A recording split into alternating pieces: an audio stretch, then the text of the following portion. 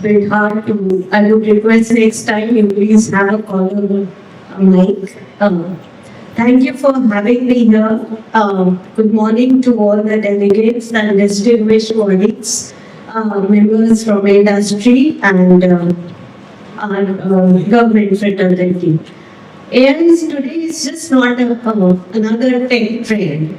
For us as policy makers, it means it is going to shape how we heal, how we farm, how we govern. It is projected that it will add around 15 trillion to global economy by 2030. And in India, we can say that there is a huge domestic market hungry for AI solutions. And our idea is to go fueling innovations across sectors to achieve our $5 trillion economy. As you all know, that US and China have been investing a lot on AI research startups. Singapore and Israel have created niche AI hubs, and Europe is already ahead in crafting regulations.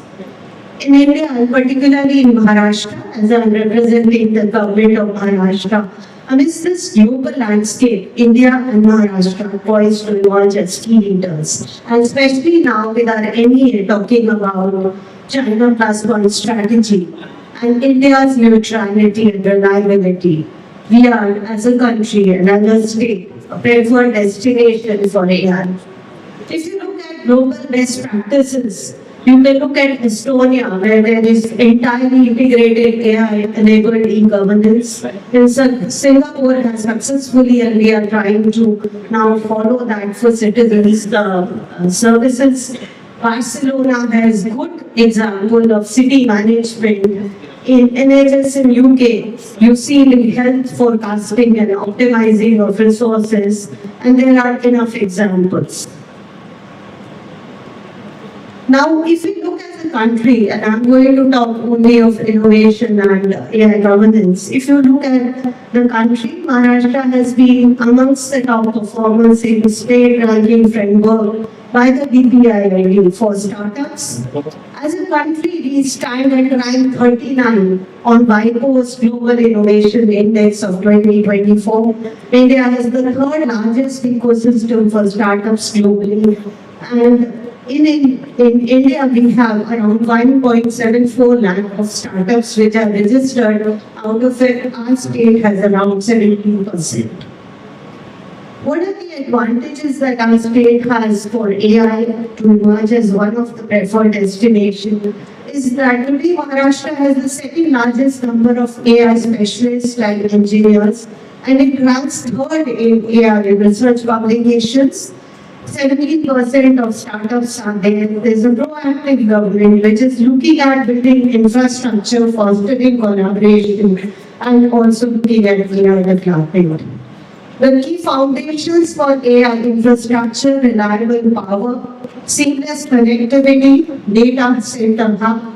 India's 60% of total data hub is today in Maharashtra, and semiconductor facilities where the government is now looking at designing of chips and fostering partnerships for technology transfer.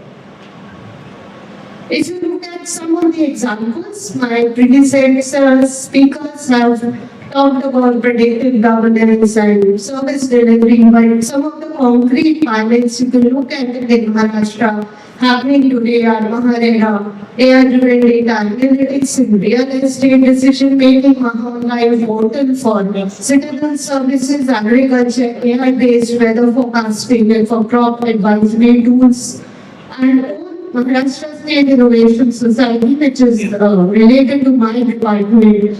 We are having a lot of startup weeks and activities that enable all the departments to roll out pilot innovations.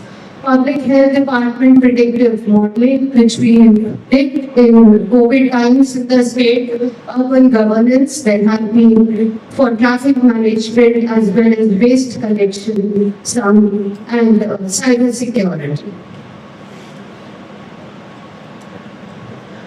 There is a Maharashtra State Innovation Society, which is the state nodal department under the Department of Skills, Employment, Entrepreneurship and Innovation.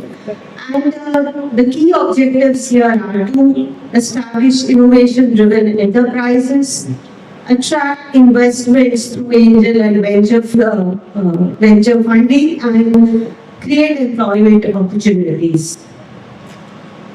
We've recently revised our 2018 startup policy, and we call this new policy as the Maharashtra State Entrepreneurship and Innovation Policy. Our aim is to become the most preferred and dynamic startup destination and to create a vibrant, inclusive and innovation-driven entrepreneurial system, and to become a global hub for next-gen entrepreneurs. Our policy pillars, as I have mentioned, I will not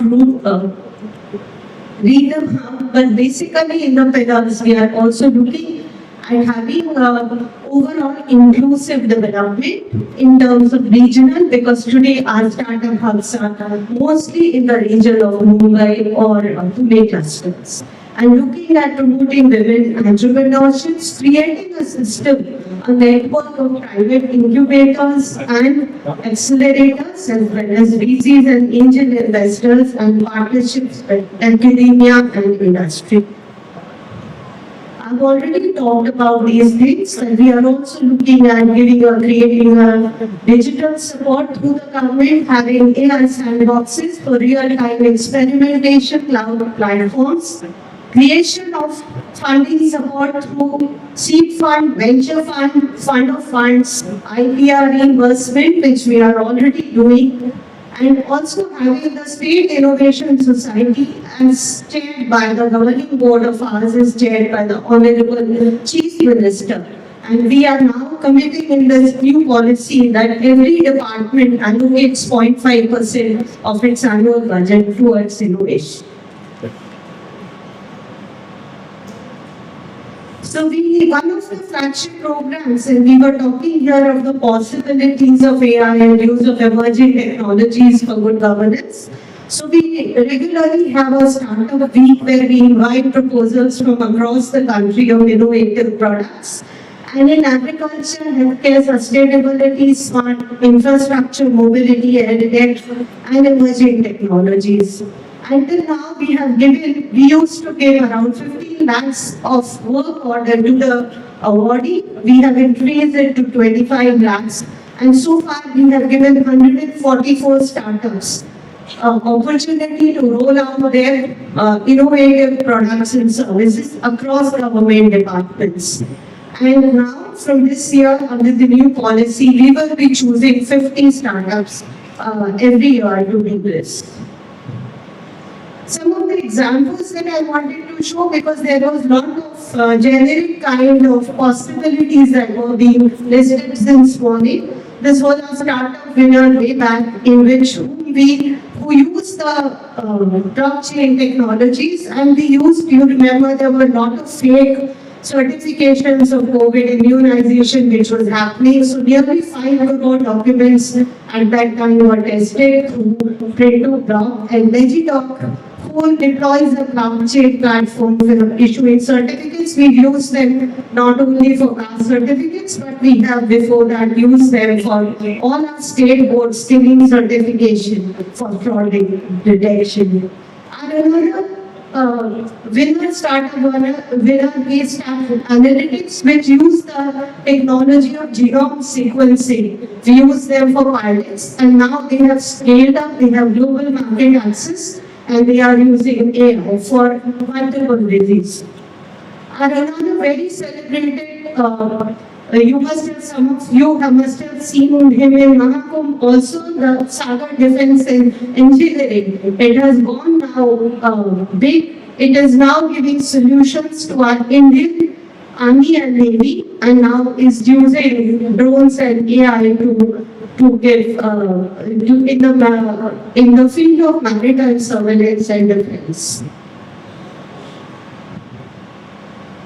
We are talking about not only supporting the incubation centers in public universities, which we have already set up, but we are also doing regularly reimbursements for filing of domestic patents and international patents, and also enabling startups for their quality testing and certification. We've created multiple funds, venture fund, fund of funds, and decentralized division level startup funds.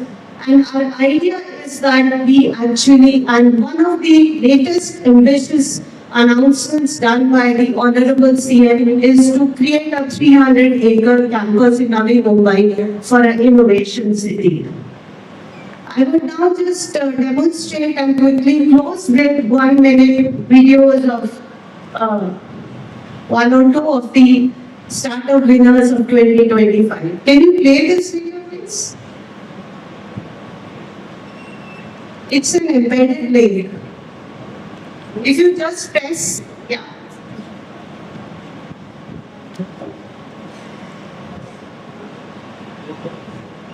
Volume. Volume.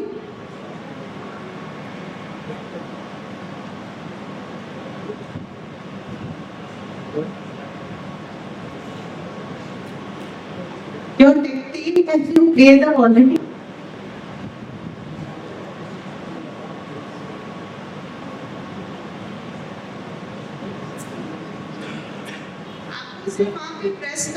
I tested it. It's working on all systems. We had embedded it there because I thought that there may not be internet in the hall. Okay, anyway, I don't want to waste your time. It is basically a usage of AI by looking at why the worker walks. It is an AI-enabled system to actually visualize the entire road network and identify the potholes for the PWD, and it's a very important, interesting. आज के urban India में खराब road infrastructure एक बहुत बड़ी समस्या है। हर साल सरकार ऑटो रिपेयर पर काफी खर्चा करती है, लेकिन फिर भी ये प्रॉब्लम सॉल्व नहीं होती।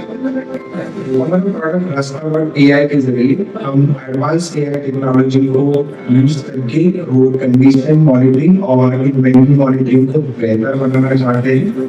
हमारा सिस्टम यूजर्स को 360 डिग्री वर्चुअल इंस्पेक्शन के थ्रू पूरे रोड नेटवर्क को विजुअलाइज करने में हेल्प करता है। हमने रोड हैजर्ड्स को 27% तक कम किया है, मेंटेनेंस कॉस्ट को भी 45% तक घटा दिया है और रिपेयर टाइम को 3 गुना तक रिड्यूस किया है।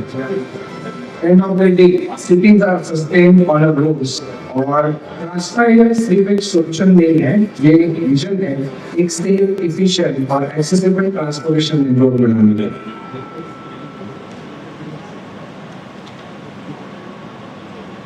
Could you play the next one, please? It's just few 56 seconds just to give you a sense of the possibilities.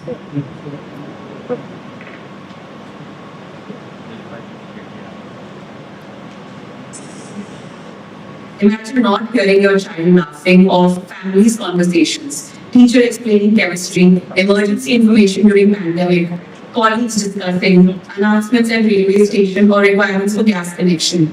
These are not quiet moments. They are lifetime of missing connections, safety, opportunities and life. Almost 60 million people in India with hearing loss struggle daily with these challenges. That's why we built Let's Talk Sign, an automatic sign language interpreter. It translates sign language into speech and text, and speech or text into sign language instantly. We didn't stop at one variant. We built 6 powerful variants tailored to different challenges the deaf community faces. Communication apps, education apps, digital accessibility, workplace inclusion tools, public services tools, deaf accessible chatbot. 5,800 plus deaf people have benefited so far. We're not just interpreting, we are empowering deaf community to live independently. And the last example, just show in agriculture. Please, next one.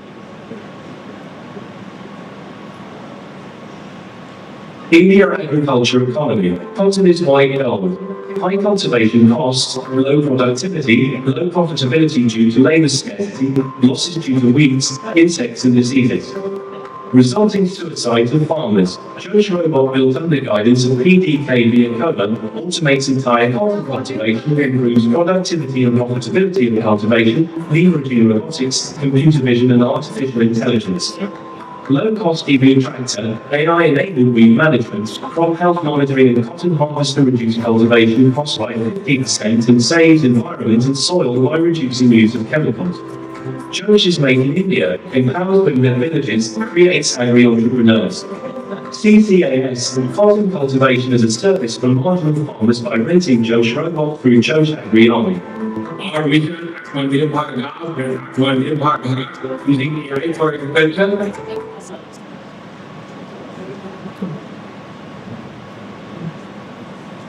So basically, this was an example of agriculture for small Vidarbha. You must have heard there were a lot of farmers suicides in the past in the cotton belt. And this is a very good kind of example of use of AI. I would just close by some comments that according to me, there is a need for foundational enablement. And foundational enablement is just not about physical infrastructure and broadband connectivity and last mile, but it is also about communities. And there is a need for building digital capability across the country through community centers. Even in middle class houses, if you know that many of our parents who are very well educated are not comfortable using e-services, e-banking, they still prefer that human interface. And therefore, when you talk about loading everything, through e-governance and e-enabled services, I think it is very important that we look not only at creating physical infrastructure, but also making the communities right in the rural areas in the last mile digitally empowered and capable of accessing these services.